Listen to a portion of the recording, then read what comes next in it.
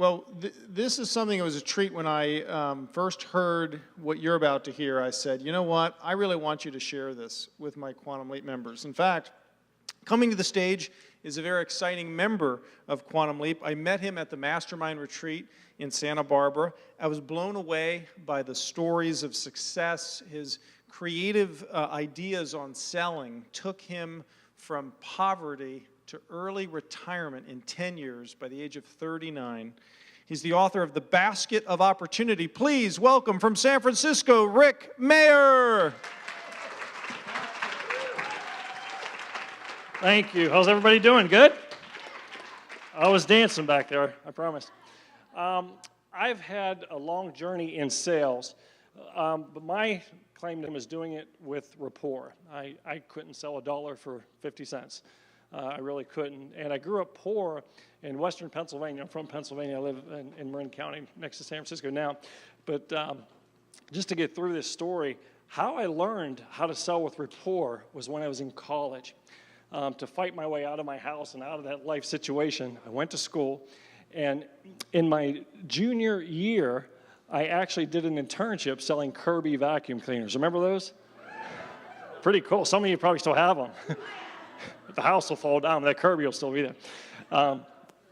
Well, there was no 12-step selling program. I knew nothing. They were on your own. He said, see that house? Go offer free carpet shampoo, and that's how you get in. So I'm carrying these things around. It's mid-December. It's snowing outside. No money. It's just terrible. And then went up to this house that sat way up on the hill, and I tried to get in. And no one would let me in. I couldn't get an answer from the door. So I walked around back, and I saw a dog chained to his doghouse. And next to the doghouse was an outhouse. So I'm thinking, this guy doesn't have any money. So I started prejudging him. There was no car. And I'm thinking, you know, how in the heck am I going to sell this? That means if there's no car and no inside bathroom, there's no woman, right? What's he going to do? Go to a nightclub and convince a woman to go home with him on a bus to a house with no bathroom? If he can do that, he should be up here, right? So I was happy. I said, good, I'm going to get out of here. I'm going to leave. As I was walking out, I hear this moan from upstairs. Hey, who's there? What you want? I'm like, oh, geez.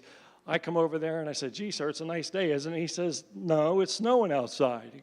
And I said, oh, okay, I'm sorry for bothering you. He goes, no, what you doing? And I said, look, I figured, how can I get in this guy's head really quick to let him know I'm friendly? So I said, my goodness, it must be nice living up here all by yourself, away from all these neighbors and peace and quiet. I'd give anything to have a place like this. How'd you get so lucky? That statement changed my life forever because it got me in that house. And this guy, I walked in and I realized not only does he not have an inside bathroom and he has no car, he has no carpet. I look around, I see candles everywhere. He did not have any electricity. So I'm thinking, oh, God. So anyway, he tosses me a beer and says, name's Jake. So we start talking about his football stories. This guy's 6'10", weighs 370 pounds. It's huge. And I'm thinking, okay, so the only thing he had was pictures of him in the military and him playing football. And I said, you must have been a war hero and a sports hero. Tell me about it. Tell me. I acted all excited like a little kid. He opened up and talked for 45 minutes, and I didn't say a word.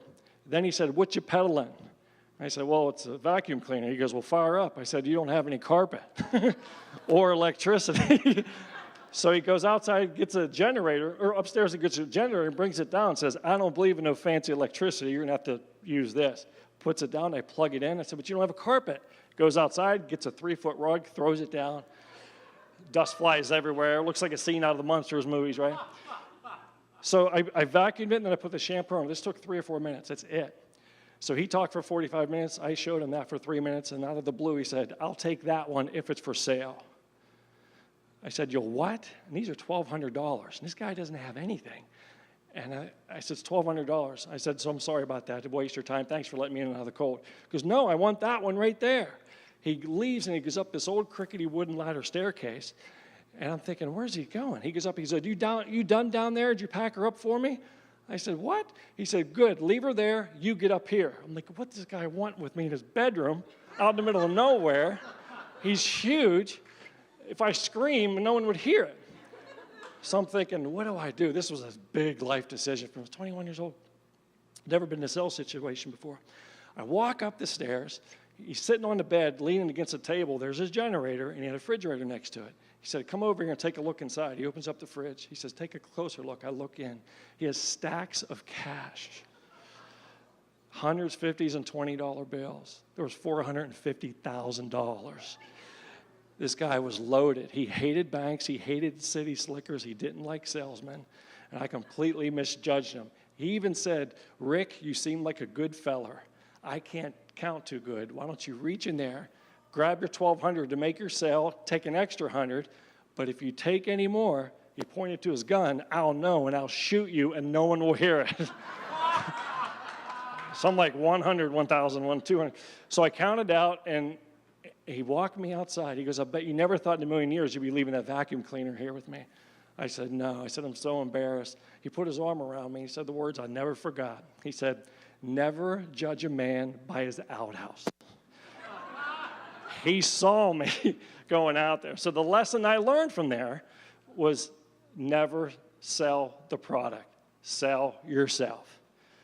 It changed my life forever. Now, fast forward 2 years. I get out of college. I'm one of 9 children, single mom. So we're pretty poor, and I didn't have anything. So I had to live in motels, and I bunked with friends. I couldn't get out of this situation. I kept losing relationships. You know, girls got tired of seeing me meet them at coffee shops coming off a bus. It doesn't work, right? So anyway, I studied and got all my investment licenses, and I went to work for an investment firm. It was sales. It was 100% commission, so there's no risk on them. So that's what I did. I went out, and I door knocked for a month to get clients. And they really liked me because I wasn't cold calling them. I wasn't hammering them on the phone. I got all these clients. I was in barber shops and flower shops. I went to police stations, firemen's. I was in coal mines. I was in power plants. I was in steel mills. I talked so much, a dentist put me in a chair and gave me a free oral exam just to shut me up. I was so happy. I was poor, and then I had a chance to teach people about investing.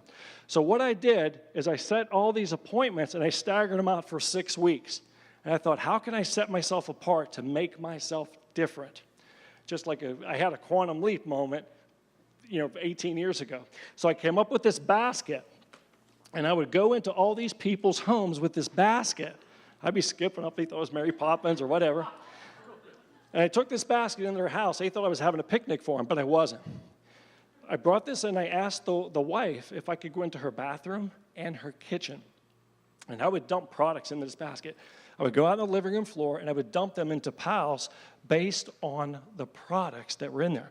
So example, I would pull out, in the fridge, Coca-Cola. I would go in the bathroom. I had to pull out Q-tips. Real personal, we went for the Charmin toilet paper, right? And I pulled all these products out, and I'd have a Colgate-Palmolive pile. I'd have a Procter & Gamble pile. I'd have a Kraft Foods pile, Coca-Cola pile. Johnson & Johnson with the Q-tips, Visine, and all these other products. And they knew these products. And I said, let me ask you a question. Do you use these products every month? Yes. Do you think 300 million other Americans are using these products? Yes. Do you think that hygiene is in our future? Yes. I'd reach into my briefcase and I pulled out spreadsheets. And I could show them how much money they would have made if they would have invested triple the amount that they put in these products. So I asked them, how much are you spending on all these household goods per month? They'd say $300. I said, do you have $900 in your bank account every month? They said, yeah, but it's emergency, yada, yada. I said, can you allow yourself a week to get access to this money? They said, yes. I said, beautiful. I showed $900 every month for 5, 10, 15, and 20 years. It came out to be $300,000 to $500,000 that have for their retirement. These are coal miners. These are steel workers. These are not educated, sophisticated people. I took the complexities of the stock market and I simplified it with a basket. My business exploded. I opened up in 6 weeks 110 accounts. That's a 5-year track record for the average stockbroker. I did it in 6 weeks with this basket. And it was so simple that I told these people, don't you see the products in this basket aren't mine, they're yours. This is your basket of opportunity. You're sitting on a fortune here. If you believe hygiene's in our future, take the money out of the bank and invest in the products. It will make you rich. It's just going to take a long time. Business took off. And then 2 weeks later, my mom dies on my birthday. Crazy. I know how you feel. So I'm sitting there, and I'm thinking, well, what am I going to do?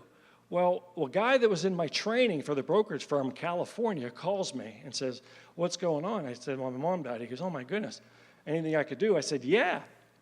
Can I come out to California for a week and visit? That's all it took. Went to San Diego, gave up all of these 110 accounts. Gave them all up, started all over in California. So I'm in California, I'm like, well, what am I going to do? I have no accounts and I can't work for the same firm. They have a clause, you have to wait a year. So I said, what can I do to make money? So I thought, well, I know when I was in college, I delivered pizza. So I went from no job to a stockbroker to a pizza delivery guy. I'm like, how can I make 10 bucks an hour in California? I can't afford that. So how can I do this? I know. I'll go out and get my own clients. So here's what I did. I went door knocking in a suburb of San Diego, private estates, and I did this for 1 week, 300 times. I'd go up to a gate and I'd ring it. And literally, it was a gate. You weren't knocking on the doors. These are long driveways. And I would tell a stupid joke. You know, I would hold something up like this and say, you know, I sell pizza, and if you can guess what this is, I'll give you a free pizza. Can everyone see this? I'd say, what is this? It's a snowflake. Nope, it's Frosty the Snowman's baby picture. And then I'd say, you got to look at it close. If you look at it close and blow it up, you can see there's Frosty right there. And I would do that, and the gates would open, and I'd go walking in, and they would sign my petition. I had to get a petition for X amount of names before I could start my own business. So I kept doing this. If I knocked on a door and there was a little girl, I'd tell a joke. I'd say, hey, if I tell a joke and make you laugh, will you open the gate and let me in and sign my petition? Like, okay. This went on and on. I'd say, well, little Susie's in art class, and the teacher's walking around, and she says, get ready for show and tell, and I'm going to find out what you're drawing. She goes, Susie, what are you drawing? She goes, it's a picture of God. And the teacher says, but no one knows what God looks like. And Susie said, they will in a minute. Boom, gates would open, I'd go walking. This kept happening. So I realized that getting rapport was the magic. I got 65 clients in 5 days out of the 300 times I did this. I went back, then found a job. I had to go through 6 pizza shops before they would hire somebody with my own clientele. I got a job working 3 hours a day from 1 o'clock to 4 o'clock, Monday through Friday. No nights, no mornings, no weekends. I worked 3 hours a day. I made $113,000 delivering pizza. These people were wealthy, and they tipped me like crazy. They love me. So I'm thinking, holy cow, this is great. This is all rapport. This isn't selling. So then I got out of that, and I got back into banking. I sold annuities. I sold 108 annuities in 35 days. Made a lot of money there. And then the market crashed in Y2K. Market crashed. So I'm like, what am I going to do? So some guy says, well, you got to start timeshare. Why don't you start selling those things? Those are pretty hot. And so I started selling timeshare, and I never sold direct one-on-one selling like that before. So I'm in a presentation. I thought, how can I get these people to like me? Very first presentation, I had a guy from the Philippines who was like this. Tough guy. And I'm like, oh my God, here's Jake the Mountain Man again in the cabin. So I thought, I know, I'll tell stories. And here's where the storytelling started. I said, I'll compare poverty stories. So to loosen him up, I said, I'm one of 9 children. Can you beat that? And he said, 9 kids? He goes, at least you got to wear your own underwear. I said, what about you? He said, well, I got 18 people in my family, and that included a mother and father. I said, you had a father? I said, is that something the rich kids in Manila have? And I said, but I only had 1 bathroom. He said, you had a bathroom? He goes, we used to go off the edge of the porch and then wait for the monsoons to come. I said, you had a porch? We used to throw pillows out the upstairs window and jump on them. Some of the kids missed, which is why we only have 9 kids. So we just went on and on and on. Well, we bought that timeshare, and then that day I had 4 more appointments, and I sold the rest of the appointments too. And I was just telling jokes and telling stories. I was talking to Jeffrey about this. That's all I did. And then they made me the spokesperson for the company the next month. The very first month selling timeshares, I was a top timeshare salesman in the United States. My first month. And it was just for telling stories, Jeffrey. That's all I did. So then I got to sell audiences. And then I left that, and then someone said, you should get back into banking and try mortgages. So I kept riding all these trends wherever the product was hot. And I never sold a mortgage in my life. And then, so I got into mortgages, and then I sold 250 mortgages my first year. And then some woman come up to me, she goes, you got to try your hand in real estate. I said, real estate? I never sold a house. I sold real estate 1 year. I only did it 1 year and I got out, but I sold 320 homes in 1 year, my first year. And then I retired, and then I'm just telling the story. My point here today is it's not about sales skills. So what I want to do is travel the country and teach people how to sell without closing. So it's basically selling without selling. I've done it in 5 different areas. I have 5 national records. They're still records. And I'm going to go to these companies and do this. Now, when I recruited people for other sales organizations, I would hire people that had no sales skills. And I was proving a point that you don't need sales skills to make a lot of money in sales. I'm living proof of it. So I would hire a girl that's 21 years old that never made more than $30,000 a year. I would teach her certain techniques, how to get rapport. She'd make $150,000 a year. I'd take someone to make $200,000 a year, show them how to make $400,000 a year. No closing, none, not one. I don't even know how to close. I just know how to open people up and make them feel very comfortable, and I use laughter and stories as an entertainment thing. But you got to be careful. You don't want to get too much rapport because it backfires. People take advantage of you. Want to hear a crazy quick story? I was with my ex-girlfriend in the Caribbean. We went down there to kind of relight the flame. We're down there, and the guy next to us who's by himself was an insurance agent. Well, him and I got along so good, we decided to give each other some business. The next day, I went snorkeling and came back, and my ex-girlfriend and him decided to give each other some business. I'm not kidding you. He took advantage. I came back and actually caught them together. Yeah, and the guy, there's a lot of ways to handle a situation, but I looked at him and shook his hand and said, "You did me a favor. You saved me from what could have happened." She looked at me and said, "You aren't mad?" And this guy sold insurance, so I came up with this. I said, "Mad? You kidding me? He did me a favor. Like a good neighbor, State Farm was there." And that's what happened. And I'm glad I found out that way. So my point is, laughter is absolutely crucial. And I've used it in the art of storytelling to make my point. But, you know, they say a minute of anger actually lowers your immune system by 6 hours. But a minute of laughter boosts your immune system by 24 hours. That's scary, but I believe it. It's an absolute fact. It's very true. A child laughs 400 times a day. A child 400 times, whereas an adult laughs 40. That's why a child can grab a handful of dirt and eat it and not get sick. But if we find a speck of dust on a fork and we're about to eat, we drop it and run to Whole Foods for the nearest veggie burger.